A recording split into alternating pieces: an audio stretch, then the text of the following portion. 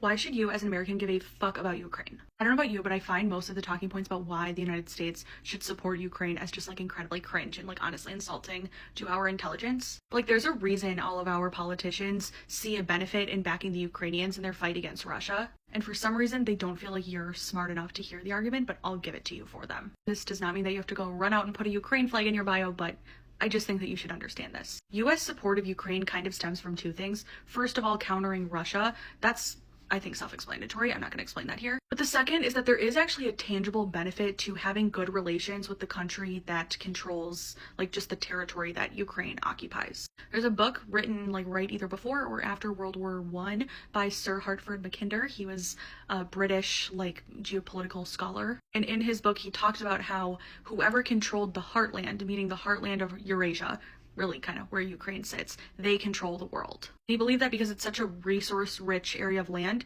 and resources obviously are limited. So why does it matter to you as an American when we're food independent, we're resource independent, we don't need, other colonies or areas around the world to extract resources from. We're not the Soviet Union. Well, in my opinion, it's kind of to hedge against a potential conflict with China. If and when China ever invades Taiwan, it will likely have both conventional and unconventional methods attached to it. So the conventional would be obviously the amphibious operation, the actual invasion of Taiwan. But the unconventional methods could be, I don't know, releasing a virus which shuts our economy down for years. Where would they get that idea? They could set off kill switches in solar panels that they sold us and completely render our power grid useless. By the way, earlier this year, Homeland Security found that some of the solar panels that were being imported from China had kill switches on them to do just that.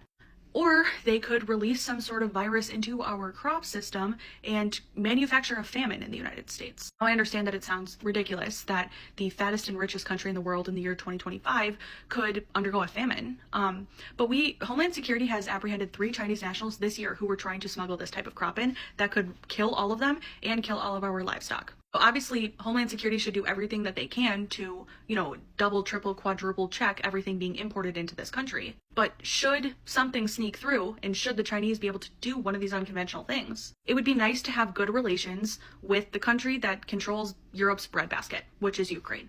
So while it is not really of immense strategic importance for the United States to, oversee exactly where the borders of Ukraine are, we would much rather have the farmland of Ukraine under Ukraine's control that is benefited greatly from the West and likes the West, rather than under Putin's control, who is on the China side of things. And sure, we can try and, hope for the Russo-Sino split 2.0, splitting Russia away from China. But we can't bet on that. We can't depend on that, unless you don't want to be able to feed your family, if the worst case scenario happens.